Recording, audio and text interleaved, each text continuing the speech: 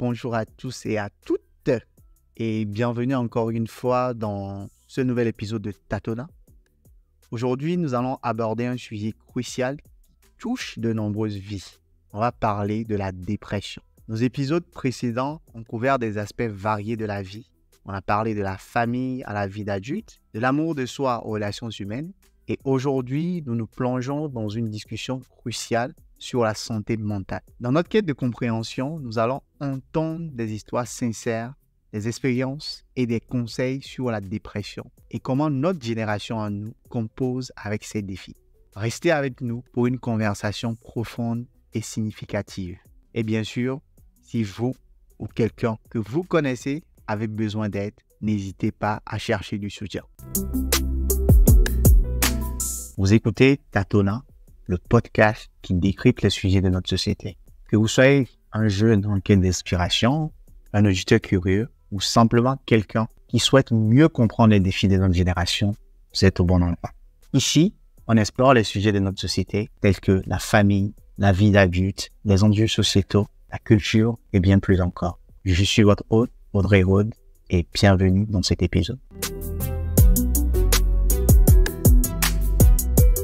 Aujourd'hui, j'ai le plaisir d'accueillir deux invités incroyables qui sont prêtes, parce que c'est des femmes, à partager des perspectives qui vont secouer un peu notre vision de la dépression.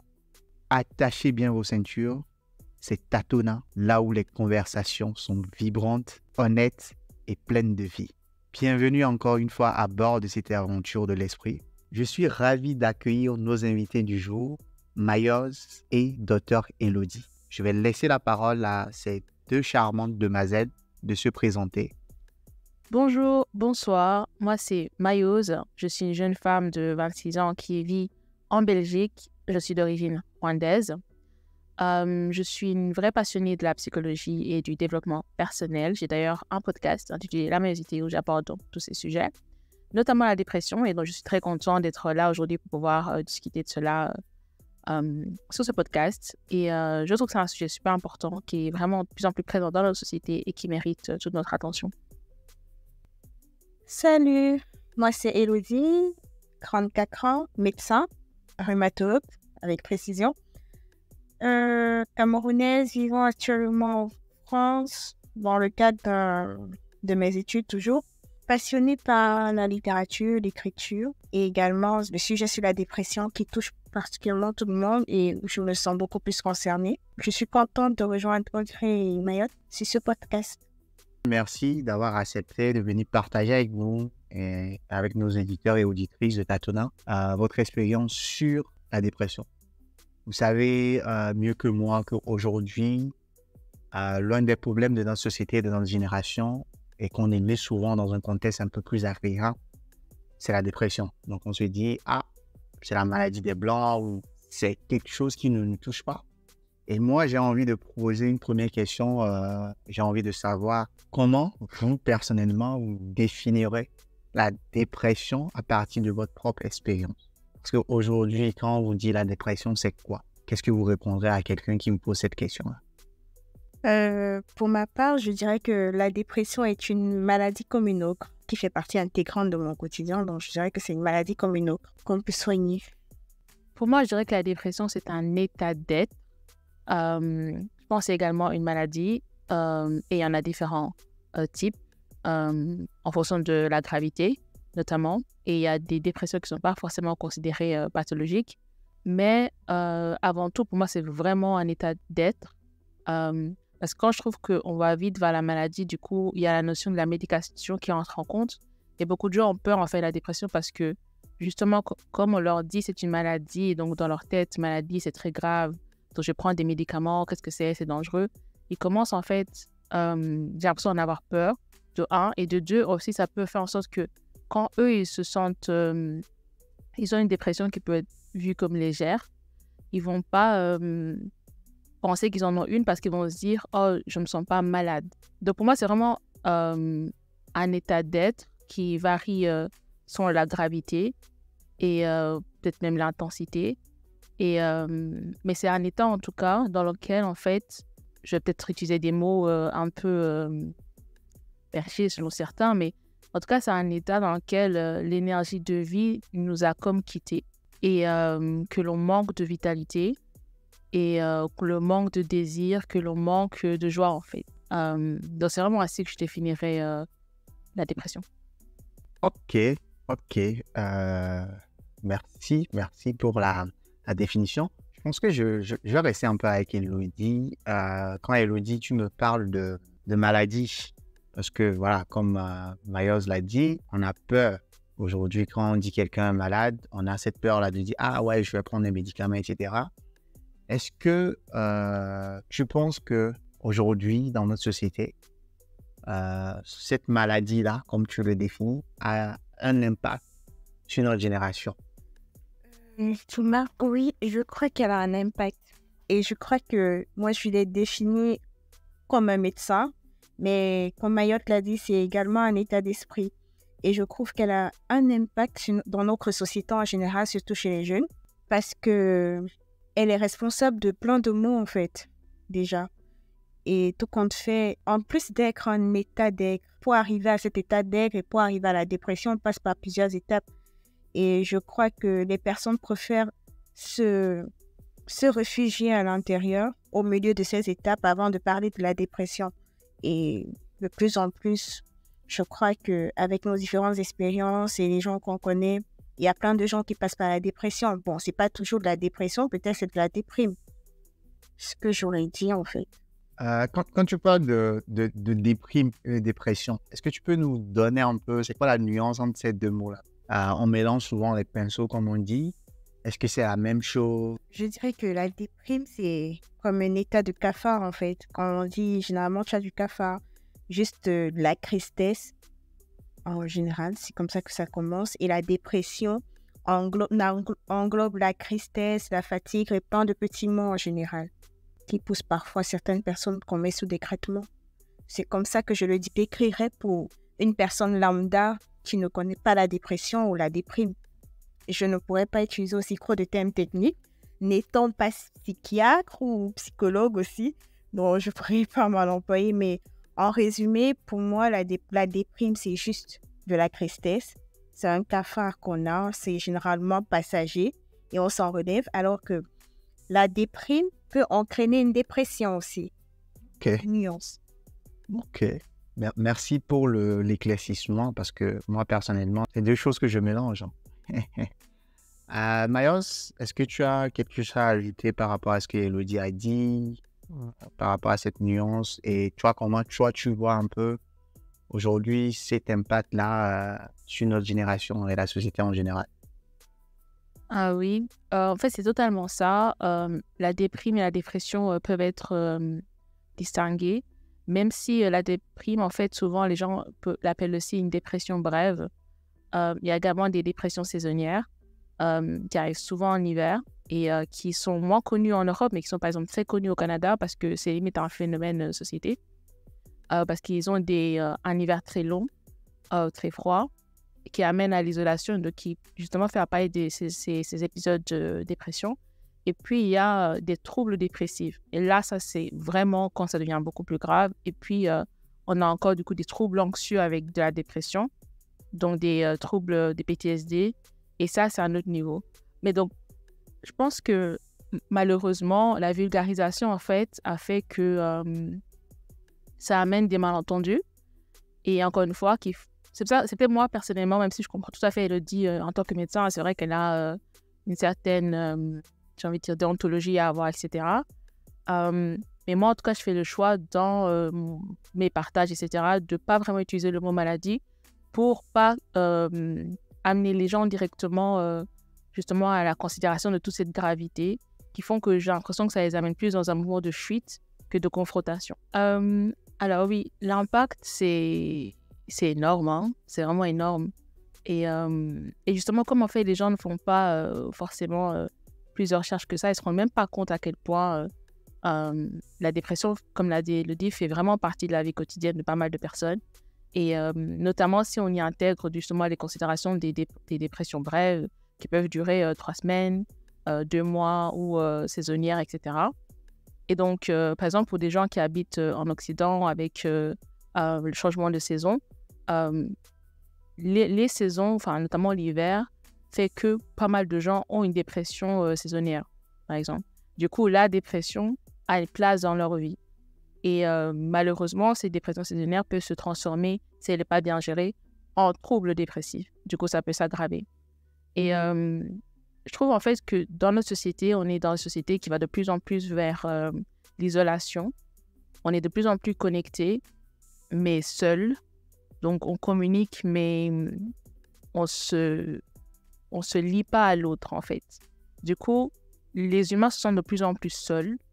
Et comme j'avais, justement, en parlant de la dépression saisonnière, j'avais parlé de l'hiver. Et en fait, l'hiver est une période propice à la dépression à cause de l'isolation. Parce qu'il fait froid, les gens sortent moins, ils se voient moins, il y a moins de soleil, lié avec la vitamine D, etc. Mais en dehors de ça, c'est vraiment justement lié à ce contact, en fait, social. Et nous-mêmes, indépendamment de l'hiver, donc que ce soit en été ou dans d'autres saisons, les humains, en fait, se lient de moins en moins. Ils sont de plus en plus isolés. Et cette isolation, en fait, est en train d'aggraver la dépression chez les jeunes, notamment. Et également, j'ai l'impression qu'on est face à une... On est une génération, en fait, qui se pose beaucoup de questions. Donc, la recherche du sens, face à une société qui nous demande tout le temps de produire. En fait, je trouve qu'il y a beaucoup d'éléments qui sont propices, en fait, au développement de la dépression. Ce qui fait que, du coup, la dépression est omniprésente, en fait, et qu'elle impacte comment les gens vivent, en fait. Parce que c'est ça, en fait, le côté négatif, j'ai envie de dire, de la dépression, c'est que la dépression nous empêche, en fait, de vivre nos vies normalement. Du coup, on va avoir, par exemple, un étudiant qui va se retrouver à être incapable de sortir pendant 2-3 mois parce qu'il ne va pas bien. Il va pas faire le lien, en fait, avec tous les événements de sa vie, mais pendant les 2 mois, il n'est pas sorti, ça va l'empêcher de voir ses amis, ça va l'empêcher peut-être d'étudier, de réussir ses études, peut-être qu'il peut se retrouver en échec scolaire, il peut se retrouver avec des relations détruites, etc. Et en fait, le côté vraiment dangereux de la dépression, c'est le fait que ça t'arrête, en fait. Du coup, ça arrête ta vie, ça arrête tes projets, ça arrête tes relations. Et tu peux, après la dépression, parce que du coup, ça finit quand même par passer pour beaucoup de gens, les gens se retrouvent face à une vie en lambeaux. Vous voyez?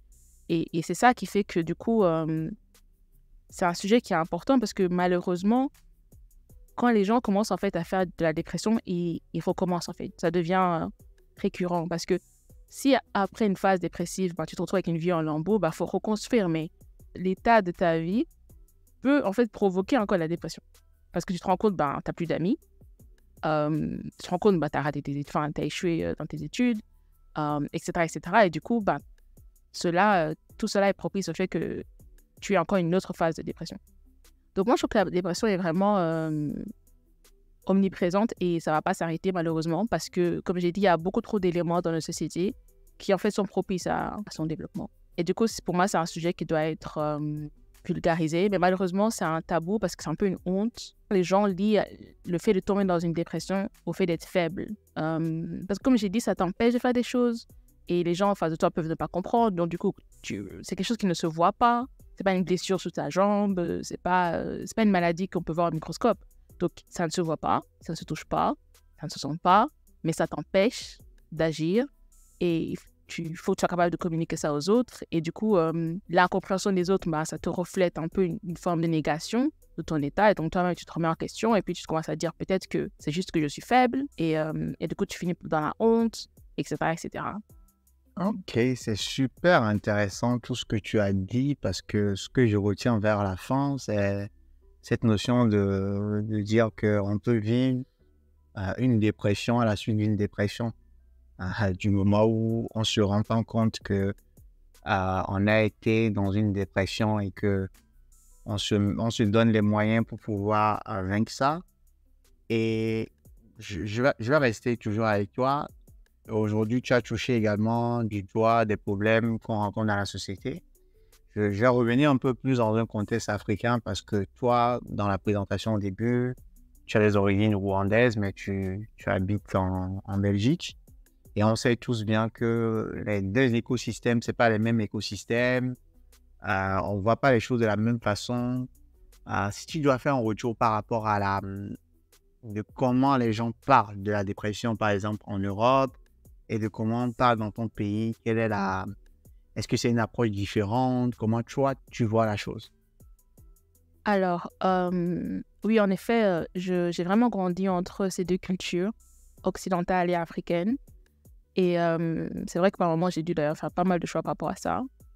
Mais pour revenir à ta question, comme j'ai dit, en fait, malheureusement, l'un des problèmes de la dépression, elle n'est pas vulgarisée et elle n'est pas visible. Donc, les deux ensemble, c'est une catastrophe parce que du coup, tu te retrouves avec un problème dont les gens en face de toi ignorent l'existence et ne reconnaissent même pas l'existence. Donc ça, c'est le cas dans les deux communautés. Mais à la différence de la communauté occidentale, la dépression est énormément vulgarisée. Parce que justement, les professionnels se sont rendus compte que c'est la clé du problème. Vu qu'elle n'est pas visible, il faut qu'elle soit vulgarisée pour qu'au moins les gens en soient conscients dans leur esprit et qu'ils la reconnaissent et qu'on ait des preuves scientifiques, etc. Mais du coup, dans la communauté africaine, elle n'est pas vulgarisée, elle n'est pas reconnue, elle n'est pas acceptée. Et ça crée vraiment, je trouve, des situations tragiques où justement les gens qui peuvent se retrouver dans des dépressions graves ne vont jamais penser à aller chercher de l'aide dans la communauté africaine parce que, enfin, imaginez-vous avoir une maladie que tout dans votre environnement nie l'existence. Vous vous dites que si vous allez chez voir le médecin va dire que vous êtes fou et que vous n'avez rien en fait. Du coup, je rencontre beaucoup de jeunes et moins jeunes de la communauté noire qui en fait finissent par ne pas prendre au sérieux leurs propres troubles mentaux, leurs propres dépressions et en fait elles s'aggravent. Et j'ai eu le malheur d'observer ça de près. Au exemple, d'une personne adulte qui a vraiment, elle est venue en Occident adulte, du coup, elle a vraiment fait toute sa vie presque en Afrique. Donc, elle avait vraiment cette mentalité-là. Et j'ai eu le malheur de la voir de près aller dans une dépression suivie d'un burn-out qui a duré 5 ans. 5 ans. Je me dis toujours, en fait, si seulement elle s'était dit, juste au cas où, je vais essayer d'aller voir un psy. Mais l'idée ne lui a même pas traversé l'esprit. Parce que pour elle, elle était juste fatiguée ce jour-là. Elle s'était juste fâchée avec son mari ce jour-là. Ça, depuis, je sais pas, pour elle, elle s'est dit, bon, ce mois-ci, ça va pas. Cette année, ça va pas. En fait, elle a passé plus de temps à se dire, c'est peut-être juste moi qui suis fatiguée, c'est peut-être ce problème qui me pose des problèmes, etc. qu'à reconnaître que, OK, même si tout ça existe, je suis atteinte, en fait, de quelque chose de plus grand que moi et que je pourrais peut-être demander de l'aide. Mais être atteinte de quelque chose de plus grand que toi, que personne autour de toi ne voit, ne reconnaît, comment est-ce que tu peux te sentir légitime d'aller demander de l'aide? Et maintenant, c'est l'une des plus grandes, j'ai envie de dire, advocates de la santé mentale dans mon entourage parce que à cause de tous les conséquences néfastes que ça a eu dans sa vie. Parce qu'une dépression suivie d'un burn-out de 5 ans, c'est énorme. Et sachant que c'est une femme qui avait un travail, qui a une famille, qui a des enfants et ça a chamboulé tout. Et ça a eu des conséquences et des impacts aussi bien sur son partenaire, sur les enfants, sur toute la famille. Et je me dis toujours, tout ça est parti du fait que justement, ce n'est pas vulgarisé. Du coup, ce n'est pas accepté. Mais c'est lié à beaucoup d'autres choses, je pense. C'est lié, je pense, au paradigme africain et même la perplexité que les Africains ont par rapport à la science. Je trouve que les Africains croient en la science quand ça les arrange. Donc, c'est assez complexe. Mais bon, voilà. Moi, je pense vraiment que l'une des choses à faire, surtout dans notre communauté, du coup, c'est vraiment de vulgariser ça. Parce que c'est la seule manière de rendre ça réel, parce qu'encore une fois, c'est pas visible. Donc, les conséquences sont visibles, mais la maladie elle-même, non, quoi. Ok. Je vais revenir maintenant un peu à Elodie, qui est très silencieuse. Et bon, ça s'adresse un peu à vous deux. Je suppose que, voilà, dans votre parcours de vie, vous avez eu à vivre des expériences liées soit à la déprime ou à la dépression. Moi, ce que j'ai envie de savoir aujourd'hui, c'était quoi les signes révélateurs pour vous que quelque chose n'allait pas dans votre vie sur le plan mental et comment vous avez vécu tout ça, etc. Je pense qu'on va commencer avec Elodie. Qu'est-ce qui s'est passé? Parce qu'aujourd'hui, l'idée aussi, c'est de, comme Miles l'a dit, c'est de sensibiliser les gens, parler de la maladie, etc. Est-ce que quand je me sens fatigué, c'est la dépression? Comment votre expérience, comment ça s'est passé? On a envie de savoir. Mais pour ma part, le fait déjà que la dépression en elle-même ne soit pas visible, on a tendance à se dire, il n'y a pas de problème, il n'y a rien. Pour ma part, tout est parti, je sais pas comment dire, personnellement, c'est parti d'un problème que j'ai eu qui était plutôt dog familial, en gros. Et j'ai commencé à intérioriser. Je parlais plus, je mangeais, mais sans vraiment manger. Je mangeais pas vraiment, je parlais plus, je me renfermais, je voulais plus m'ouvrir à qui que ce soit, je sortais plus. Et à la longue, finalement, j'ai dû aller me confier chez une amie. Je lui ai dit que là où je suis à bout et je crois que je peux sauter le pas. C'est là, elle me dit, tu déprimes. Mais tu ne déprimes pas, tu es en train de faire une dépression. Je lui ai dit, je crois aussi. Je crois que en tant que médecin, on le sait. Bon, on le sait. Pour certains le savent, d'autres ne le savent pas. Je crois que je savais que j'étais en train d'entrer dans la dépression, mais je ne savais pas vers qui me tourner. Je sais qu'il y a des psychologues qui existaient, mais je ne savais pas vers qui me tourner parce que j'avais confiance en personne. Moi, pour pouvoir sortir de là, j'ai commencé à écrire. J'écrivais déjà avant et j'extériorisais par l'écriture. C'est de là que tout est parti. J'ai commencé un peu à en parler autour de moi. Et quand je suis arrivée au Sénégal, j'ai essayé de chercher de l'aide, mais autrement. J'ai commencé par une relaxologue. C'était assez bien. On faisait le travail par respiration et tout. Et elle m'a beaucoup aidée. Elle était à l'écoute. Et elle m'a dit, non, je ne peux pas être la seule à t'aider. Il faut voir un psychologue. J'avoue, j'ai tourné, j'ai crimé pour voir le psychologue, mais j'ai fini par le faire au moins une séance. Ça m'a aidé, mais l'écriture m'aidait plus. Chacun a sa façon, en fait, d'aborder la dépression. Mais il faut toujours se tourner vers un professionnel. Et le fait qu'on soit en Afrique, on se dit que c'est une honte, en fait. Pas honte, on n'a pas envie de s'exprimer, on n'a pas envie d'en parler. Moi, mes parents n'ont pas su que je faisais une dépression. J'étais dans la maison avec mes parents, mais ils ne savaient pas que je déprimais. Ils ne savaient pas que je vivais la dépression. Peut-être si j'avais sauté le pas, peut-être que j'en serais rendu compte. Mais c'est assez délicat. C'est un sujet souvent assez délicat en Afrique parce qu'en Afrique, on se dit, tu exagères, tu regardes trop la télé. D'habitude, on va renvoyer un peu la balle. On va se dire, c'est toi la fautive. Et pour moi, je trouve que les gens trouvent que la dépression, c'est comme être un enfant pourri gâté parce qu'ils se disent, tu te plains beaucoup. T'as pas de soucis, tout le monde en a. Mais chacun a sa façon aussi d'aborder ses soucis et de s'exprimer, en fait. Pour moi, c'est de là que tout est parti. Ok, donc du coup, est-ce que c'est le fait que tu es médecin qui t'a aidé ou bien c'est parce que, voilà, arrivé un moment, tu sentais que, écoute, il y a un problème avec moi, avec ma personne et que ça n'allait pas et tout. Et avant que tu ne répondes à la question, tu as touché du doigt quelque chose de très important dans nos communautés africaines. Donc, il y a ce problème de confiance en d'autres personnes, donc le fait d'aller se confier à des personnes. Et comme tu as dit, il y a beaucoup de jeunes aujourd'hui qui se disent « Ah, si je pars me confier à telle personne va utiliser cette information, soit ne va pas me croire, ça c'est un, ou soit utiliser cette information voilà, pour me nuire ou me détruire. » Comment tu vois, par exemple, voilà. Tu as géré tout ça, en fait. Je crois que parce que j'étais médecin, je peux dire que c'est ça. Et j'étais bien entourée.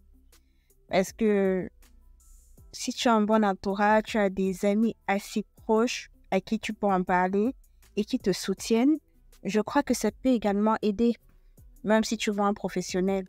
Il y a aussi l'entourage qui t'aide à t'en sortir. Donc, du coup, il y a ça. Et dans notre communauté africaine, pour être honnête, c'est considéré comme une honte en fait. Pourtant, la dépression ne devrait pas être une honte. Ou moi, je dirais, la dépression ne devrait pas être une maladie honteuse. Ça, j'ai un patron qui passe le temps à me le dire, ce n'est pas une maladie honteuse. Donc, pour ma part, les jeunes ont du mal à se confier peut-être parce qu'ils se cantonnent plus sur les réseaux sociaux, ils parlent peut-être pas beaucoup. On essaye de sensibiliser. Mais est-ce que les jeunes aussi prennent le temps d'écouter? Il va se dire, ah oui, peut-être j'ai un ou deux signes, mais je ne le ferai pas. Moi, peut-être j'ai eu de la chance. Et après, j'ai une cousine aussi que j'ai eu à aider, qui était prête à sauter le pas, mais je suis la première personne qu'elle a appelée. Et la première chose que j'ai faite, c'est de l'orienter vers un psychologue. Et depuis qu'elle suit sa thérapie, elle va beaucoup mieux. Elle a retrouvé la joie de vivre. Donc, je crois que c'est de pouvoir trouver la bonne personne. La confiance aussi, ça. Avoir confiance à la bonne personne ou aux bonnes personnes. Je crois que c'est surtout. etc. D'accord. Il y a quelque chose que tu as dit, Elodie, qui est juste magnifique à mes yeux. C'est que la dépression ne devrait pas être une maladie honteuse. Et comme j'avais justement dit précédemment, c'est vraiment ça, en fait. L'un des problèmes qu'on rencontre, c'est cette honte, tu vois. Et c'est incroyable que tu en parles. Parce qu'en fait, le truc, c'est que, comme je disais, c'est lié notamment au fait que ça ne se voit pas, mais c'est lié notamment également, je trouve, à la science et au fait de comprendre ce que c'est. Parce que comme tu l'as dit, en fait, c'est quelque chose, les gens vont penser que c'est ton esprit qui est faible. Les gens vont penser que tu fais des caprices, en fait. Les gens vont penser que c'est toi qui te permets d'arrêter, c'est toi qui te permets de te sentir mal.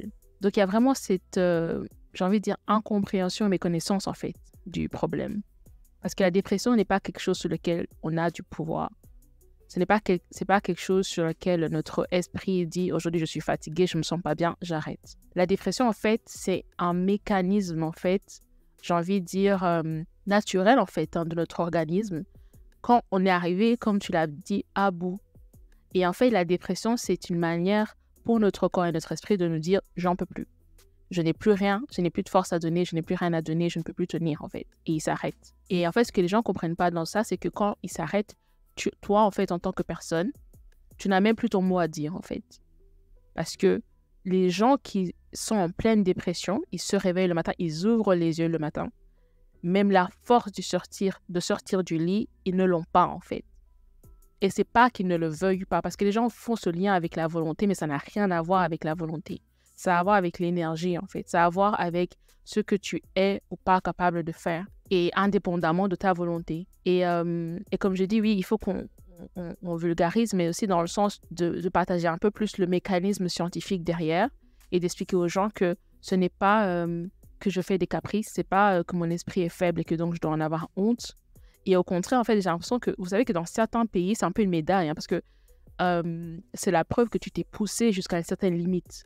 Par exemple, le fait que dans les communautés asiatiques, il y a beaucoup de dépressions. Et en Occident, on en parle, etc. Mais pour beaucoup d'Asiatiques, c'est un mode de vie, en fait. Parce que c'est limite pour dire, je me suis poussée à bout, j'ai vécu une dépression, mais je l'ai passée. Et j'ai quand même réussi et je suis arrivée au bout. Mais il y a même certains, j'ai envie de dire, études où faire une dépression, c'est normal, en fait. Parce que tellement on sait que la personne va se pousser à bout et que même le fait qu'elle ait fait une dépression, c'est la preuve qu'elle s'est poussée à bout. Je ne sais pas si vous voyez le truc.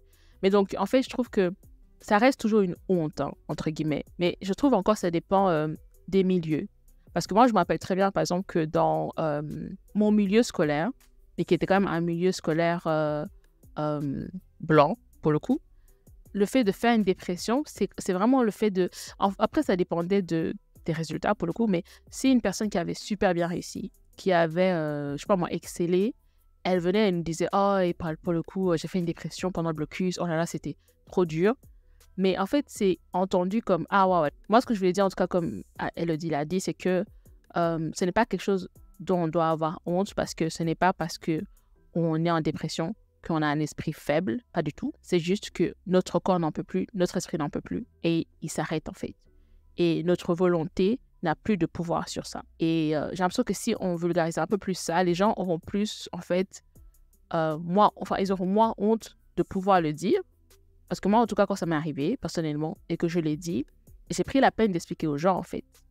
Et de dire, notamment à ma mère qui me disait « Mais t'es trop feignante, quand tu sors pas du lit », je disais « Ce n'est pas que je veux pas sortir de ce lit, mais je n'en ai pas la force, je n'y arrive pas. » Et bien sûr, comme tous les mères africaines, elle ne comprenait pas, et comme Elodie l'a dit, c'était des caprices. Après, ça dépend de ta personnalité, je pense, pour le coup, et de l'environnement dans lequel tu as grandi aussi, parce que personnellement, j'ai pas eu cette peur du psy, par exemple. J'ai pas eu ce problème de manque de confiance par rapport aux professionnels. Bien au contraire, je me suis sentie beaucoup plus en confiance avec un professionnel qu'avec des amis, même ma famille, et je n'en ai pas parlé ni à mes amis, ni à ma famille, et j'ai directement pris rendez-vous chez un psychologue, et j'ai commencé ma thérapie. Et c'est quand, justement, en thérapie, j'ai appris à mieux communiquer ce qui m'arrivait, que j'ai essayé de communiquer ça avec les autres. Après, je ne sais pas trop à quoi c'est dû. Ça peut être dû à la personnalité, mais je pense également dû au fait que, encore une fois, je pense qu'il y a un peu une confiance en la déontologie. En fait, je me suis toujours dit, le professionnel, il est lié par le secret professionnel. S'il parle, je peux le poursuivre en justice. Genre, pour moi, c'est sérieux, c'est lourd, c'est grave. Alors qu'un ami, le jour où il veut parler, il parle. Et qu'est-ce que je peux faire? Rien. Donc, je sais pas, je me suis toujours sentie personnellement plus en confiance avec un professionnel qu'avec mes proches ou autres, quoi. Pour rebondir, en fait, je crois que c'est là où je vais revenir sur la confiance. Comme tu dis, ça dépend de l'environnement. Moi, peut-être sur le coup, j'étais enfant unique pendant longtemps. Donc, t'as pas forcément... Les seules personnes les plus proches que tu as, ce sont peut-être tes amis en dehors de ton père et ta mère. Donc, moi, je crois que c'était ça. J'avais un cercle assez restreint en qui je pouvais facilement m'ouvrir et tout. Mais comme tu dis, la base, c'est d'aller se confier à un professionnel. Et c'est l'idéal, en fait. Au moins, tu sais aussi, il essaye aussi de canaliser tout ce que tu vas sortir. Ça te permet, parce que le fait aussi de le dire à un ami, oui, tu l'as dit, mais est-ce que tu te sens libre aussi? Il y a ces paramètres qui jouent. Là, je crois que c'est le médecin qui parle, ce n'est plus mon expérience. Et le professionnel saura comment te guider. Et comme tu dis, vulgariser ça, pas seulement auprès des jeunes, et de plus en plus, ils utilisent les réseaux sociaux. Oui, pourquoi on ne pourrait pas utiliser ça pour leur dire, ben, vous savez, être fatigué, se lever le matin, je me sens fatigué, je n'ai envie de rien, il y a tellement de signes, crise, je suis à bout de tout. Ben, voilà, je pourrais me tourner vers un professionnel. Et dans mon domaine aussi, en rhumatologie, on a ce qu'on appelle une dépression physique, qui a un autre nom, la fatigue chronique en fait. Généralement, quand je suis un malade tellement fatigué, certains n'ont pas forcément la dépression, mais la plupart souffrent de dépression. Bon, je crois, comme tu dis, le tout, c'est de pouvoir avoir confiance aux professionnels de santé, se tourner vers un professionnel, pas forcément santé, mais vers un professionnel qui pourra t'aider à t'accompagner, à savoir déjà quelle est la cause de ta dépression. Oui, mais un autre problème qui survient dans la communauté par rapport aux professionnels, c'est que beaucoup, en fait, ne croient pas en leur capacité à aider et même à guider, comme tu dis. Parce que perso, quand j'ai dit à ma mère que j'allais voir une psychologue, que je voyais une psychologue, elle a dit « Pourquoi faire? Prie, parle à Dieu, ça sera suffisant. » Et c'est vraiment une réponse que je rencontre beaucoup. Et c'est pour ça que je parlais de science. Parce qu'en Afrique, justement, il y a quand même ce lien fort avec la spiritualité qui fait que tout ce qui est lié au mental et à l'esprit est fortement lié à la spiritualité, donc à la religion. Et pour beaucoup, le mental et l'esprit sont guéris par la religion et pas par la science. Et c'est pour ça que je dis que les Africains croient en la science que quand ils veulent. Parce que pour un mal de tête, prendre un médicament, c'est logique. Mais pour un mal de l'esprit, un mal du mental, parler avec une personne, mettre en place des pratiques, des techniques, etc., conseillées par une professionnelle du mental, ce n'est pas de la science. Et c'est là, je trouve aussi, où on a un autre problème, du coup. Parce que je pense que, selon les confessions de tout un chacun, il est sûr que la prière ou autre méthode utilisée selon la confession des personnes est utile, mais la psychologie a également son utilité. Et la base de la légitimité pour moi de la psychologie à intervenir, c'est que c'est une science. Et que, aux mêmes bases que on croit en la science pharmacologique qui fait que on croit en l'effet d'un médicament sur un mal de tête, pour moi, j'aimerais en fait qu'on comprenne que c'est la même méthodologie qui est derrière le développement de compréhension en fait du mental. Et c'est sur base de cette compréhension que le psychologue aide le patient. Mais que du coup, si on utilise cette logique, en fait, le psychologue a toute sa place. Et que du coup, l'un n'empêche pas l'autre également. Intéressant. Je pense que vous m'avez dévancé dans toutes les questions que j'avais préparées et tout. Parce que vous avez abordé un peu ce côté de discussion, de comment aborder un peu ce sujet de la dépression avec la famille dans nos différentes communautés, dans nos différentes cultures, etc. Et je pense qu'en Afrique, tout le monde, pratiquement tout le monde, que ce soit en termes d'accompagnement, des gens qui veulent vivre la dépression. Et ça, je vais taquiner un peu les médecins aussi là, sur ce sujet parce que vous avez parlé de se retourner vers un professionnel. Mais le professionnel en lui-même, il te dit, ah, écoute, est-ce que tu penses que c'est nécessaire? Est-ce que tu penses que voilà, tu n'es pas juste fatigué? Et tout ça, on ne va pas au fond du problème pour essayer d'aider. et on te pousse vers, par exemple, la prière, ou ça te va manger, etc. Et ce qui pousse beaucoup de jeunes aujourd'hui à se dire, bon, écoute, je ne vais pas en parler à un ami, je ne vais pas en parler non plus à un médecin parce que je n'ai pas l'argent, par exemple, pour faire une consultation chez un psy, etc. Est-ce que vous ne pensez pas qu'aujourd'hui, et je pense que Elodie l'avait abordé un peu, quand elle parlait du fait que des pressions sociales que les jeunes ont aujourd'hui dans nos communautés. Et moi, je reviens un peu sur cette notion aussi de réseaux sociaux. Aujourd'hui, on est en permanence dans un monde connecté. Et comment pensez-vous que voilà, ces médias sociaux ou voilà, cette technologie-là peuvent influencer la perception plutôt et la gestion de la dépression? Mais justement, pour revenir à ce que tu dis par rapport à la prière, ça me surprend. Et du coup, ça revient à ce que je disais par rapport... parce que je pense que du coup, tu nous parles de l'expérience en Afrique. Et ça, c'est quelque chose qui ne se verrait jamais ici, en Europe. Et en fait, tout ça est juste basé sur la perception qu'on a de la psychologie, en fait. Parce que du coup, même pour un médecin qui fait de la science en Afrique, la psychologie n'est pas une science. Et du coup, Elodie, encore une fois... ou pas? Toi qui as exercé en Afrique avant d'exercer aujourd'hui en France et tout, est-ce que tu confirmes ou pas? Faut défendre tes collègues, hein? Je défends mes collègues. Non, ça ancre également dans une science. Et pour ma part, c'est également une science. Je ne peux pas seulement dire que c'est un état d'esprit. Non, je suis d'accord, mais là, ce que je disais, c'est que du coup, les médecins, du coup, africains, plutôt, vont face à des patients en dépression, considérer ça comme, du coup, je suis d'accord sur le fait qu'ils vont peut-être considérer ça comme une maladie, mais du coup, une maladie du mental qui ne peut en fait être guérie par leur connaissance à eux, s'ils sont des médecins généralistes, etc., pas du coup des psychiatres, et qui peuvent parfois se retrouver en fait à diriger leurs patients vers, pour eux, des solutions qui guérissent les maladies du mental, à savoir la religion, du coup la prière, la nourriture et autres. Et du coup, là aussi, il y a une question de déontologie parce qu'il y a un mélange parfois de la confession religieuse et de la science, de la pratique professionnelle. Après, c'est parce que moi, j'ai grandi en Occident, qui fait que j'ai du mal à concevoir que je puisse aller voir un médecin et qui me dit de prier. C'est pas concevable parce que du coup, ici, c'est très...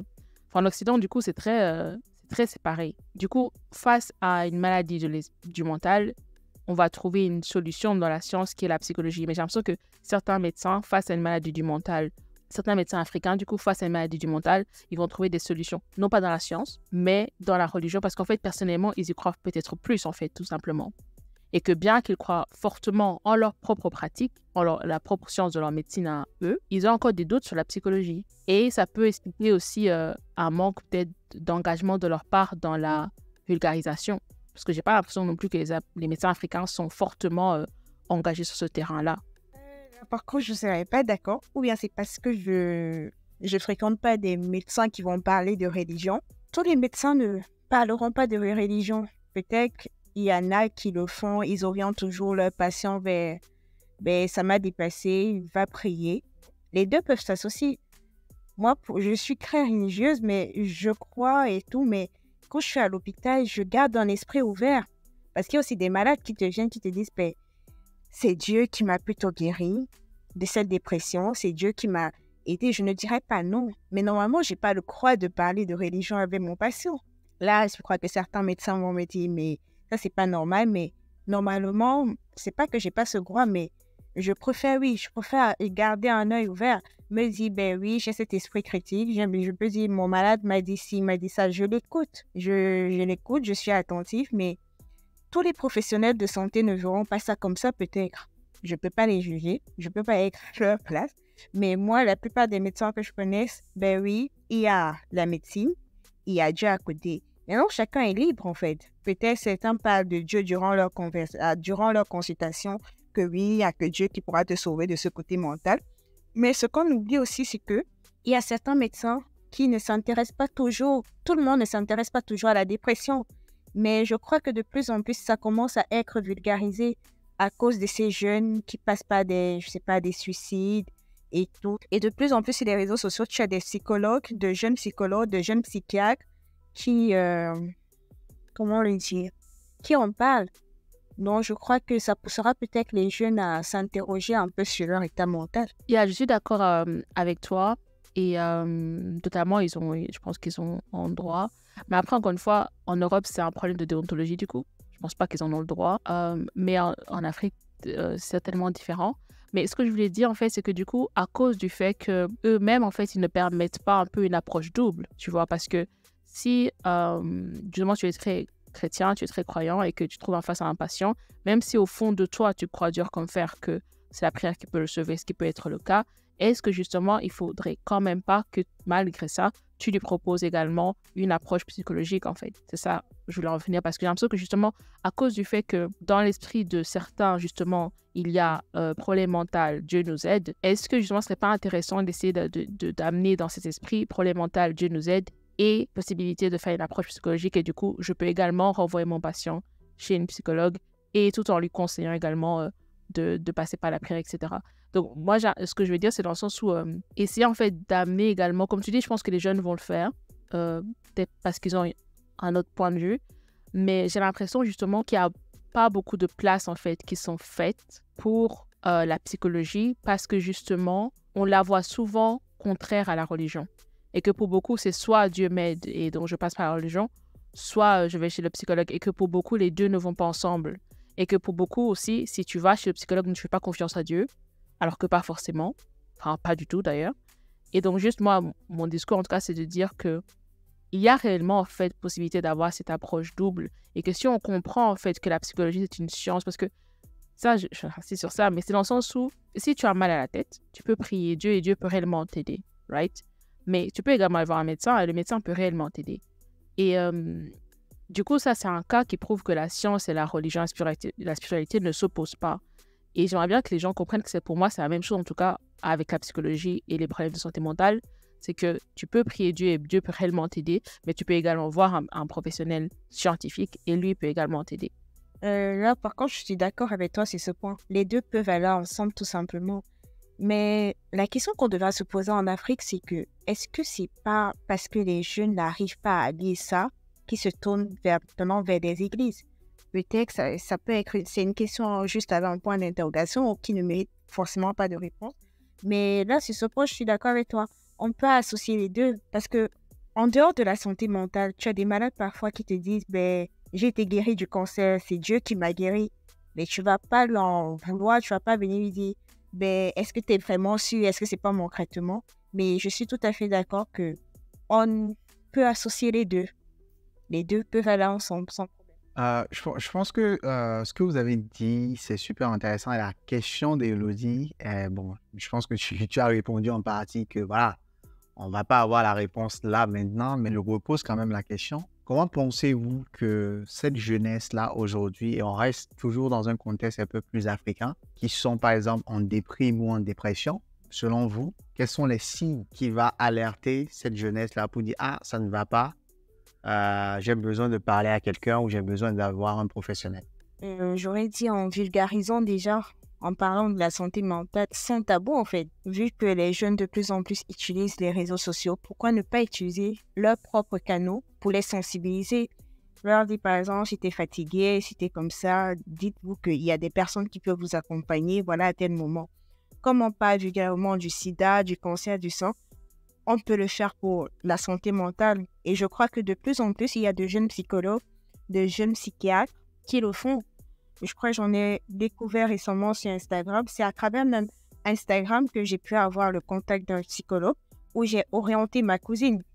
Moi, je me dis, comme ils utilisent ces réseaux, pourquoi ne pas utiliser leurs propres canaux pour les sensibiliser? Oui, hein, je pense que les réseaux sociaux jouent jouent un rôle central dans tout ça, mais genre vraiment.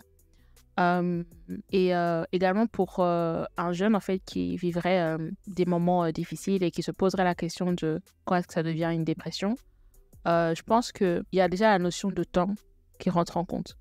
Donc, aller mal une journée, c'est pas une dépression. Aller mal 2 jours, c'est pas une dépression. Aller mal 3 jours, c'est pas une dépression. Donc, la plupart du temps, si ma mémoire est bonne, on considère que ça devient une dépression au bout tout de même de quelques semaines. Ma mémoire est bonne. C'est vraiment au bout de 2 semaines, je pense bien. que on va commencer à dire « Ah, c'est peut-être une dépression » et encore là, c'est une dépression brève. Donc, la dépression, en fait, c'est vraiment quelque chose qui dure dans le temps. La plupart du temps, c'est quelque chose qui va durer des mois, qui peut durer des années. Et donc, ce n'est pas juste un épisode de « Je suis fatiguée aujourd'hui, mais demain, je me réveille, je vais bien ». Hier, ce n'était pas une dépression. C'était juste de la fatigue. Du coup, on peut vraiment faire ces différences, justement, les jeunes qui ont un doute. Il faut vraiment voir sur combien de temps tu n'as pas été capable de sortir de chez toi, combien de temps tu n'as pas été capable de sortir de ton lit. Si ça fait 2 semaines, commence-toi à t'inquiéter. Donc, il y a le premier paramètre pour moi qui est le temps. Et de 2, c'est la notion de volonté. La dépression, comme j'ai dit, c'est vraiment, tu as l'impression que c'est comme si ton bac d'eau rempli de volonté, là, on l'a vidé. Genre, il reste plus rien. Même aller prendre une douche, c'est compliqué. Te brosser les dents, c'est compliqué. Même pour certains, manger, c'est compliqué. Lever les draps de ton lit, c'est compliqué. Donc, il y a vraiment une baisse énorme dans ta capacité à faire des actions volontaires. Et voilà, donc c'est vraiment, tu as du mal en fait, en tout cas, à faire des choses que tu devrais être en train de faire, qui demandent de la volonté, donc tu as du mal à t'y mettre. De 2. Et de 3, un autre signe qui est très, très, très, très significatif, c'est l'hygiène de vie. La plupart du temps, quand tu vois que ton hygiène de vie commence à se dégrader, c'est qu'il y a un problème en général. Si pendant une semaine, ton hygiène de vie s'est dégradée, c'est qu'il y avait un souci, tu allais mal, quelque chose sur le travail, etc. Mais donc, comme j'ai dit, ça dure une semaine, c'est pas forcément la dépression. Mais si pendant un mois, tu vois que tu te laves de plus en plus régulièrement, vraiment ton hygiène corporelle est en train de se dégrader, ta santé se dégrade, tu te nourris mal. Donc beaucoup aussi parfois lié à la dépression peut faire de la boulimie, de l'anorexie. Et à cause justement des troubles alimentaires qui peuvent survenir dans le fait de perdre un rythme d'alimentation régulière. Donc soit ils se mettent à manger trop à cause des émotions, soit justement ils coupent. Et donc il y en a qui peuvent avoir des moments, passer une journée sans manger parce qu'ils n'ont pas été capables de sortir du lit par exemple. Donc du coup là on peut lier plusieurs choses. Il y a un manque de volonté, incapable de faire ce qu'on a envie de faire. Et en plus de ça, même notre hygiène de vie, c'est des choses quand même en fait qu'on a profondément ancrées en nous. Et l'hygiène de vie est un bon signe du coup parce que la plupart du temps, c'est des gestes qu'on a appris depuis l'enfance. Donc, c'est des actes en fait qui sont devenus, qui sont entrés en fait dans le segment involontaire de notre fonctionnement. Pour beaucoup de gens, enfin, on se brosse les dents, ça ne demande pas beaucoup de volonté, d'organisation, de planification pour se brosser les dents, ni pour se laver, ni pour s'habiller. On le fait depuis qu'on a 5 ans, même moins pour certains, et donc c'est la vie, c'est comme ça. Donc, quand en fait, on est dans des moments où même ces actes-là qui ne demandent habituellement presque pas de volonté, on est incapable de les faire, c'est vraiment le signe qu'on est en train de toucher le fond, qu'il ne reste pas grand-chose. Et que du coup, là, on est en train d'aller dans une zone danger. Et si en plus, ça dure, là, la plupart du temps, quand ça dure quelque chose comme 3 mois, là, on est vraiment dans une dépression qui peut aller tendre vers du pathologique. Donc, moi, en tout cas, s'il y a un jeune qui se pose des questions, qui se dit « je ne vais pas bien en ce moment, mais je ne suis pas sûre si j'ai une dépression », je dirais depuis combien de temps ça dure. De 1, est-ce que tu es capable de faire des choses que tu devrais être en train de faire? Est-ce que tu es capable de sortir de ton lit? Tu es capable d'aller à l'école? Tu es capable de sortir de la maison? Est-ce que tu es capable de te nourrir, etc. Et de 3, qu'en est-il de ton hygiène de vie? Qu'en est-il de tes habitudes? Est-ce que tu restes nu toute la journée parce que tu es incapable de t'habiller? Est-ce que tes vêtements sont en train de s'empiler parce que tu ne les as pas lavés depuis? Est-ce que ta maison est en train de puer parce que... Enfin, en fait, c'est vraiment des choses en fait, que les gens vont voir sans comprendre les conséquences. Et une autre chose aussi que je peux dire, c'est que souvent, on le dit souvent, mais le lieu où on vit, son apparence reflète en fait souvent l'état de notre esprit, de notre mental. Donc, quand vous êtes dans un endroit qui commence à s'encombrer, qui commence à salir, vous commencez à avoir des piles de vêtements partout, de la vaisselle pas faite, ça commence vraiment à devenir un chaos, sachez que dans votre esprit, c'est peut-être la même chose. En tout cas, il faut vraiment essayer de voir en fait ces signaux-là et ce sont des signaux en fait de dégradation de votre esprit. Votre environnement externe se dégrade, votre environnement interne se dégrade. Et quand on remarque ces signaux-là, justement, les raisons en fait dans ce cas-là vont intervenir parce qu'ils vont permettre aux gens d'avoir des outils. Qu'est-ce que je fais? Et pas assez vulgarisé, donc qu'est-ce qu'on fait? Parce que du coup, comme l'a dit Elodie, il peut y avoir des moments de questionnement de est-ce que je peux faire confiance à une psy? Est-ce que je peux faire confiance à mes amis? Donc les gens commencent à être perdus. Et moi, je conseille dans un premier temps, on est dans un monde de l'information, on est dans un monde où on a accès à beaucoup de choses. Donc la question de je fais confiance à qui peut être difficile à répondre, mais commencer à faire des recherches peut être beaucoup plus facile. Donc, moi, j'ai toujours aux gens, si tu te sens bizarre, si tu te sens fatigué, tu te sens mal, va sur YouTube, écris « je me sens pas bien » et regarde quelque chose en fait. Et c'est entre dans une phase de recherche, d'information. Et en fait, je pense que c'est en se nourrissant de ces informations-là que les gens réalisent « ah ok », ils mettent les mots déjà sur ce qu'ils sont en train de vivre. Ils commencent à rencontrer des professionnels, des inconnus qui leur donnent en fait des conseils. Et du coup, en fait, ils ont accès à des conseils. Et dans ce cas, ils n'ont pas eu besoin d'aller raconter leurs problèmes à quelqu'un pour qu'on leur donne ces conseils-là. Et je trouve que c'est ça qui est super bien avec Internet et YouTube et des vidéos. Tu vois des vraies personnes. Et je trouve que c'est encore mieux parfois quand ce n'est pas des professionnels parce que du coup, les professionnels parfois peuvent utiliser des termes, avoir une approche très scientifique, méthodique, qui peut être compliquée pour certains. Mais quand tu tombes sur une vidéo d'une personne qui te ressemble, qui a ton âge et qui est en train de te parler de son expérience, c'est plus facile de relate, c'est plus facile de se sentir concerné, de se reconnaître en fait dans l'autre et de se dire « ah, peut-être moi aussi j'ai ça ». Et petit à petit, on creuse et puis à un moment donné, je trouve que les gens ont assez confiance en fait en se disant « je ne suis pas la seule personne qui souffre, j'ai vu 20 vidéos de personnes qui souffrent comme moi, ils me ressemblent, ils ont le même âge que moi, etc. Je ne suis pas folle, je ne suis pas fou, il se passe vraiment quelque chose ». Et j'ai l'impression que ça peut donner en fait confiance à la personne pour qu'elle se dise « ok, je vais faire le pas et je vais aller chercher de l'aide ». Donc, en tout cas, c'est ce que je dirais par rapport à ça. J'adore. Tu veux pas que je t'engage ensuite dans ma future clinique comme psychologue? Pourquoi pas, hein? Je suis ouverte aux opportunités, en tout cas. En tout cas, c'est super intéressant hein, parce que voilà, je pense que tu as donné beaucoup de conseils hein, en termes de... Et moi, la partie que je retiens, c'est notamment cette partie où tu parlais de YouTube. Et je pense que ça aussi, c'est un autre problème et je pense qu'on aura à aborder ça dans d'autres épisodes, d'aller à la recherche de l'information. Et comme moi, je dis d'habitude, il faut que Google soit votre meilleur ami. Dans le sens où, quand j'ai besoin d'une information, je vais sur Google ou je rentre dans une phase de recherche, comme tu as dit. Mais je pense que cette jeunesse aujourd'hui a ce problème-là d'aller chercher l'information. Et bon, je sais que les gens vont me tirer dessus, etc. Dans les commentaires et tout, mais je pense que c'est un réel problème qui fait qu'on ne va pas forcément aller vers l'information. On s'attend à ce que l'information vienne vers nous et ce qui est dommage après à gérer. Je pense qu'on s'approche de la fin parce que voilà, là, on a beaucoup discuté, vous avez parlé de pas mal de choses. Ce que je retiens également, c'est que la dépression, aujourd'hui, peut toucher n'importe qui. Que tu sois jeune, peu importe l'âge qu'on a, on peut être touché par la dépression ou la déprime. La question que j'ai posée, c'est comment vous pensez que notre société peut-elle mieux soutenir ceux qui luttent contre la dépression sans stigmatiser? Parce qu'aujourd'hui, le problème qu'on a dans nos sociétés africaines, c'est bon, est-ce qu'en soi c'est une maladie? Est-ce que c'est un problème? Tu n'as pas besoin d'avoir... Et la phrase qu'on nous sort souvent, c'est pourquoi tu as le problème des Blancs? Hein? La dépression, c'est pour les Blancs. Donc, je pose la question aujourd'hui. Comment vous pensez que cette société peut mieux soutenir des gens qui luttent contre une dépression sans pour autant juger ces personnes-là, en fait? Cette société, ce serait pas évident de le dire parce que les gens se sentent en permanence jugés.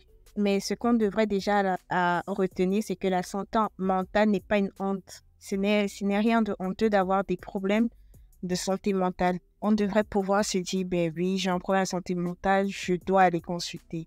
La société, comment pousser la société à accepter ce genre de problème? C'est la communication. On doit pouvoir vulgariser la communication sur la santé mentale. En dehors des réseaux sociaux, pourquoi ne pas faire comme on fait avec le VIH ou, je ne sais pas, le cancer? Pourquoi ne pas également en parler aux informations? De plus en plus, ici en Occident, c'est ce qu'on fait. On en parle aux informations. Si vous avez tel problème, machin, contactez tel. Mais pourquoi ne pas également le faire en Afrique? Ne pas se dire que, ben oui, tu as une santé mentale, forcément, tu es fou, tu es folle. Donc, je me dis, la communication devrait être la base de notre société en ce moment, parce que la société devient de plus en plus digitale. La communication devrait être la base pour que la population puisse comprendre et savoir et accepter ce que c'est que la santé mentale pour pouvoir aider les jeunes demain. Et je crois que ça limitera un peu plus les suicides. Hein. Oui, je suis totalement d'accord avec toi. Et si je pouvais donner des conseils à une personne qui aurait une personne qui déprime dans son entourage, qui voudrait soutenir cette personne, aider cette personne sans la juger ou sans qu'elle se sente jugée ou même soutenir des gens qu'on ne connaît pas. En fait, la première étape pour moi, c'est vraiment de s'informer parce que souvent les gens, comme j'ai dit, qui sont en dépression, en fait, ils ont un problème de volonté du coup. Même si ils souffrent, en fait, et parfois ils peuvent même manquer de volonté d'aller chercher. Il y a des jours avec, il y a des jours sans. Ils peuvent traverser des phases où vraiment, même le fait d'aller sur Internet, ils n'y arrivent pas. Parce que souvent aussi, la dépression peut être suivie de beaucoup de phases d'évasion, de gens qui se dissocient de leur corps. Donc, des gens qui vont suffire d'être tombés dans l'alcool, tomber dans la drogue, tomber dans beaucoup de choses, en fait, qui vont les dissocier de leur réalité. Donc, ils ne vont pas, en fait, réussir même à faire leurs recherches et du coup, à s'intéresser à leur réalité. Et une chose qu'on peut faire, en fait, c'est vraiment nous-mêmes s'intéresser, en fait, à ce sujet. Nous-mêmes savoir ce que c'est, savoir comment le reconnaître, parce que parfois, on peut même reconnaître la dépression chez un proche avant même que le proche en question s'en soit rendu compte. Et pour moi, on peut aider cette personne ainsi. Donc, vraiment s'informer et comprendre ce que c'est, comprendre c'est quoi les signes, comprendre... En fait, du coup, quand on comprend soi-même c'est quoi et qu'on travaille sur nous-mêmes la perception qu'on a de la dépression, ça fait on va rarement faire en sorte que l'autre ait honte parce que nous-mêmes on a travaillé sur cette honte qu'on a parce qu'on se dit en fait non, c'est pas comme Elodie, c'est pas une maladie dont on doit avoir honte en fait. J'ai lu, j'ai fait des recherches, j'ai compris que c'est vraiment quelque chose qui n'est pas de la volonté de la personne. Et c'est quelque chose que la personne traverse, malheureusement. C'est une maladie comme une autre et je dois être là pour soutenir cette personne. Et quand nous-mêmes, en fait, on se met dans cet état d'esprit-là, je pense que c'est là où on peut vraiment être utile à l'autre. Parce que malheureusement, beaucoup de gens parfois peuvent vouloir aider, mais sans eux-mêmes changer leur paradigme, sans eux-mêmes changer leur perception de la dépression. Du coup, on a des cas vraiment étranges où les gens vont voir une personne en dépression, ils vont l'aider, mais quand eux vont être en dépression, ils vont pas aller chercher de l'aide, ils vont pas vouloir en parler parce qu'en fait, eux-mêmes, ils auront leur honte sur laquelle ils n'ont pas travaillé. Donc vraiment, pour moi, la première chose à faire, c'est s'informer pour soi, pour l'autre. Et je pense qu'ainsi, on sera mieux armé, en fait, on aura plus d'informations pour pouvoir aider l'autre personne. De deux, comme j'ai dit, en fait, la dépression, il y a vraiment ce délire de la volonté. Et parfois, quand une personne est en dépression, ne serait-ce qu'aller chez cette personne et lui faire la vaisselle pour elle, l'aider à ranger sa maison, faire ses courses, c'est incroyable. Moi, je me rappelle qu'en tout cas, quand j'étais en dépression, j'avais une copine qui passait, elle me faisait les courses, mais ça a changé ma vie. Je pouvais passer 2 semaines sans sortir. Quand je pensais au fait que je devais aller sortir pour faire mes courses, j'étais au bout de mon univers. Enfin, j'étais au bout de ma vie. Et ne serait-ce que le fait qu'elle prenait son temps pour aller me faire les courses, en fait, c'était un tel soulagement. Et du coup, en fait, pour moi, c'était un soutien de sa part parce qu'elle n'était pas là en train de me dire « Mais tu devrais être capable d'aller faire tes courses, tu devrais être capable de sortir de chez toi, comment c'est que tu n'y arrives pas ?» Non, elle était en mode « Tu n'y arrives pas, je comprends et je t'aide, en fait. Je t'aide en améliorant ton quotidien, en faisant des choses que tu n'es pas actuellement capable de faire. » Et pour moi, c'est vraiment un des actes, en fait, de dignité que l'on peut rendre à la personne parce que, en fait, c'est un peu, on reconnaît son incapacité et on ne la juge pas, on l'aide, on vient, on passe du temps avec la personne, si c'est dans ses capacités, on l'aide à faire sa vaisselle, on l'aide à nettoyer sa maison, on fait ses courses si possible, etc. Et en fait, ainsi, on soulage la personne parce que l'une des choses qu'on a quand on est en dépression, c'est qu'on est rempli de honte, en fait, justement.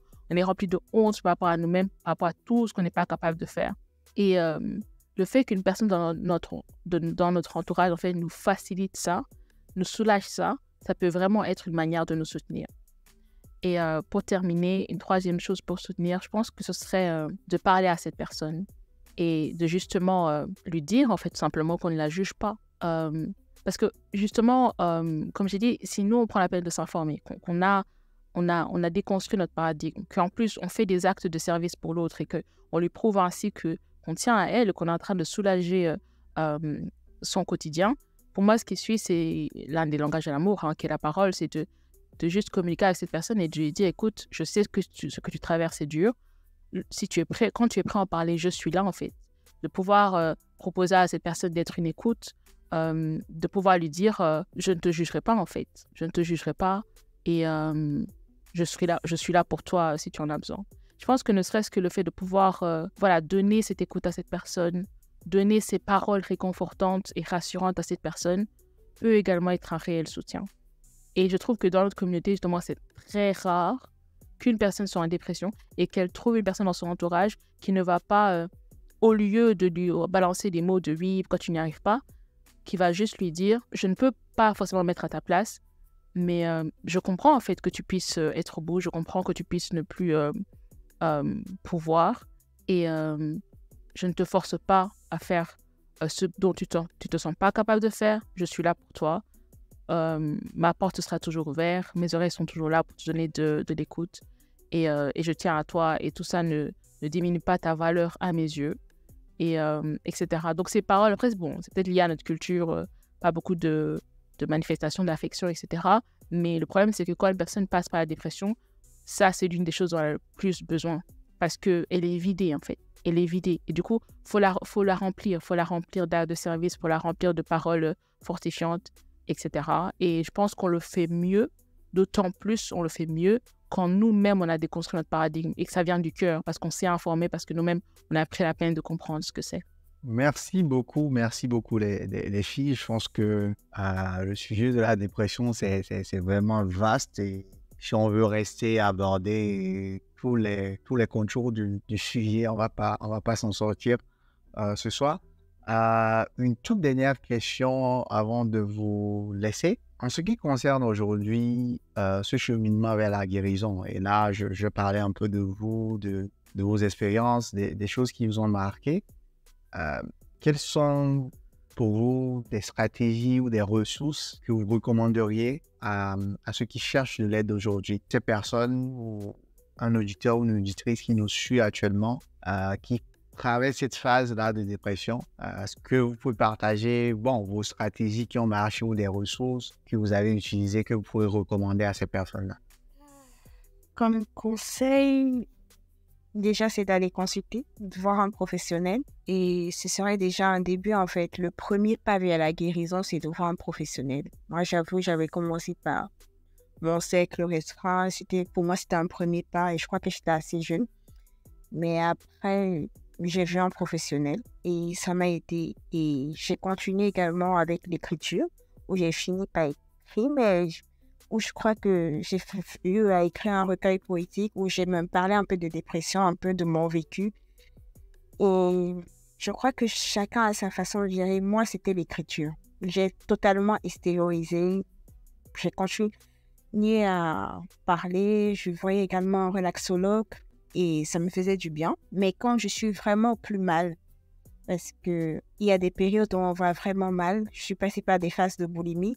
Après, tu reprends ta vie, tu te dis, ben voilà.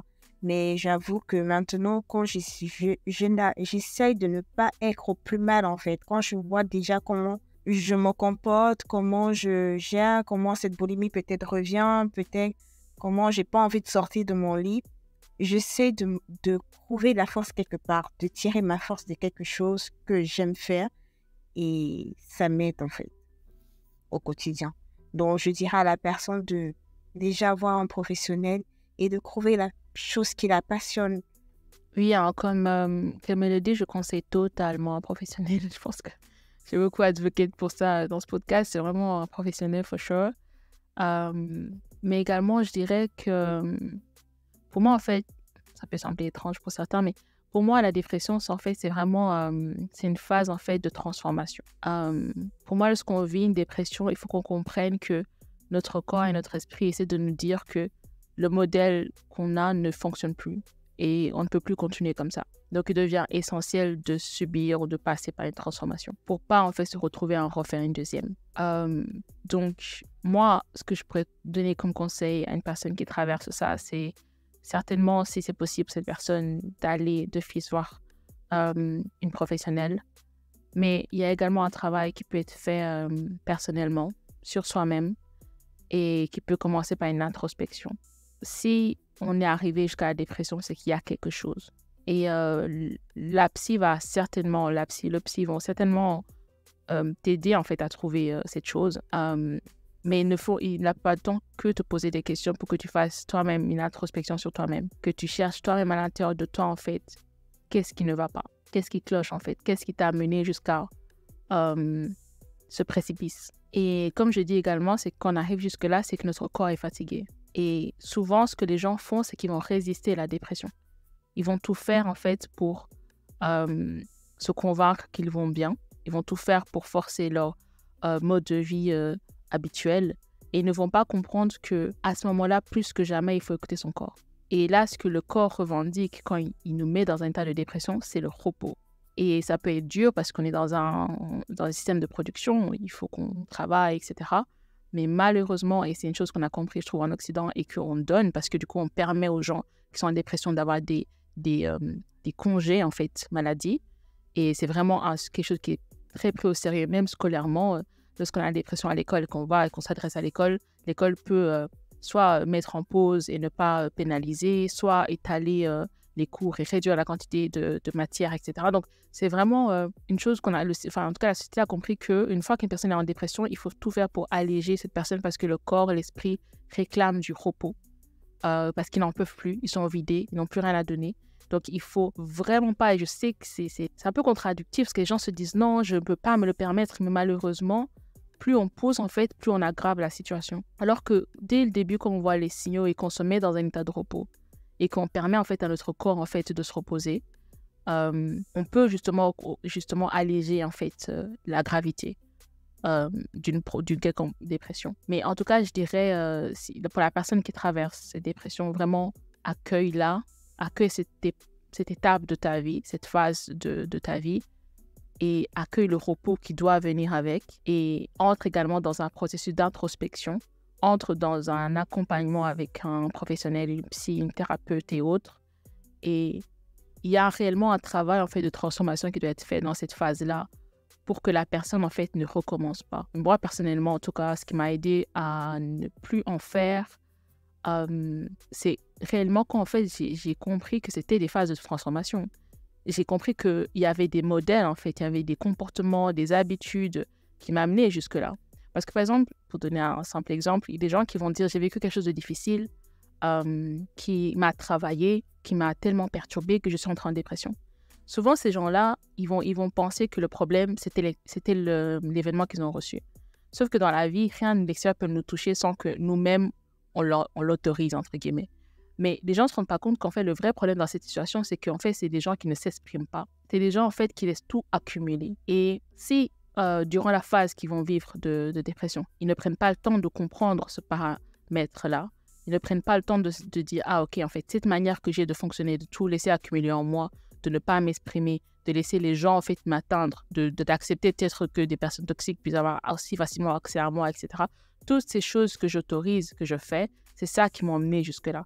Et pour pas que ça se répète, il faut que je change. Et en fait, je trouve que quand on remet le focus sur soi-même, on gagne du pouvoir, en fait. Parce que une autre chose, la dépression, ça rend très impuissant. Quand on passe le temps à regarder extérieurement, oui, c'est parce que mes parents ont divorcé que je suis entrée en dépression, c'est parce que ces personnes m'ont fait ça que je suis entrée en dépression. C'est très... ça t'enlève ton pouvoir, du coup, parce que qu'est-ce que tu veux faire? Tu peux pas forcer tes parents à se remettre ensemble. Tu peux pas forcer des personnes à ne pas faire ce qu'elle a fait. Du coup, c'est une manière de penser qui rend très impuissante. Alors que quand on se reconcentre sur soi et qu'on se pose la question de qu'est-ce que nous, pas on y a fait, parce que du coup, dans le cadre de la séparation des parents, c'est pas trop notre faute, mais en tout cas, quelle réaction on pourrait avoir qui nous empêcherait, en fait, d'aller vers cette potentielle dépression. C'est là, en fait, je trouve, où on reprend un peu le pouvoir soi-même et qu'on comprend qu'en fait, on peut avoir que nos choix, en fait, notre manière d'être, nos comportements ont logiquement un impact sur ce qu'on vit. Et donc, vraiment, la personne qui traverse ça, je lui dirais, accepte en fait cette phase. Vraiment, accepte-la et accepte également la phase de transformation qui vient avec. Et ça fait partie de la vie. Et ce n'est pas c'est pas parce que tu... Après, mon discours pourrait être pris en mode, les gens pourraient se dire, c'est ma faute, j'ai fait quelque chose de mal. Non. En fait, la vie est faite des hauts et des bas. Et la vie, c'est une mer remplie de vagues, en fait. Il faut apprendre à surfer sur ces vagues. En tout cas, pour une personne qui traverse cette phase difficile de sa vie, je lui conseillerais de ne pas résister à cette phase-là, d'accepter le repos qui vient avec et de pouvoir entrer dans une phase de d'introspection qui va l'aider à se transformer. Et tout ça, si tout cela est accompagné d'un professionnel, c'est encore mieux. Super. Merci beaucoup, les filles, pour le partage de vos expériences précieuses avec nous aujourd'hui. Je rappelle aux auditeurs, si vous nous écoutez et que vous vous sentez concerné par le sujet, n'oubliez pas que vous n'êtes pas seul et que l'aide est disponible, que ce soit avec vos amis, que ce soit avec les professionnels, comme elles ont dit. Voilà, aujourd'hui, nous avons plongé dans les profondeurs de la dépression avec ces invités-là. Et n'oubliez pas que ces conversations qu'on a dans Tatona sont comme des bouffées d'air frais, nous aidant non seulement à grandir, mais à comprendre et à naviguer dans les eaux souvent tumultueuses de la vie. Donc, si vous avez été secoué, inspiré ou tout simplement curieux, n'oubliez pas de nous suivre pour plus d'aventures dans le Tatona et n'oubliez pas également de participer à la conversation. Et comme je le dis, le Tatona ne s'arrête pas uniquement dans les épisodes. Les DM sont ouverts, la conversation continue avec nos invités sur nos différents réseaux sociaux. N'oubliez surtout pas de nous laisser des commentaires, de laisser des avis sur le compte Spotify, YouTube et Apple Podcasts. Les filles, je vous laisse la parole si vous avez un dernier mot avant de conclure. Oui, alors, pour terminer, je reprendrai vraiment les mots d'Élodie, hein, vraiment que j'ai trouvé très pertinent et très important. La dépression n'est pas une maladie dont on doit avoir honte, ce n'est pas un état d'être dont on doit avoir honte. Pour moi, ça fait partie de la vie, honnêtement. Et il y a toujours une raison pour laquelle on est arrivé jusque-là. Ça peut être une phase de transformation. Et je préfère personnellement voir ça comme cela. Et comme tu as dit, j'aimerais également vraiment dire à tous ceux qui traversent cela qu'ils ne sont vraiment pas seuls. Et j'espère que cet épisode et tous les partages qu'on a pu faire vont vous aider à aller mieux. Et c'est tout ce que je vous souhaite. Je n'en dirai pas plus. Je viens juste ajouter quelque chose. On a déjà tout dit. Ce n'est pas une honte. Ce n'est pas une honte d'en parler, ne pas avoir peur. Il faut pouvoir accepter de l'aide, en fait. Vous n'êtes pas seul, il faut accepter de l'aide. Il faut pouvoir se dire qu'on sort de là, on peut avancer, on fait ses choix parce que la dépression, oui, c'est juste un état d'esprit, c'est une maladie, c'est pas une honte, mais on peut avancer et épuiser sa force quelque part parce qu'on est toujours accompagné et savoir être bien accompagné, avoir un bon entourage aussi qui te soutient parce que tout compte fait, le soutien aussi est important. Te dis que tu n'es pas seul, que tu peux traverser toutes ces étapes. Même si tu te dis, ça fait partie de ton quotidien. Oui, certes, ça fait partie de ton quotidien, mais tu n'es pas seul. Merci. Je pense que le mot d'ordre est donné. Vous n'êtes pas seul, vous êtes là. La vie peut être complexe, mais avec des conversations comme celle qu'on vient d'avoir là, je pense que nous sommes prêts à affronter tout ce qui vient à nous. Et moi, je dirais pour finir, restez connectés, restez surtout vivants. Et c'est votre serviteur Audrey qui vous dit au revoir pour aujourd'hui. On se dit à la prochaine sur Tatona, où chaque épisode est une promesse de découverte et de réflexion profonde. Prenez soin de vous et à très vite dans Tatona, là où la parole se libère et se transforme.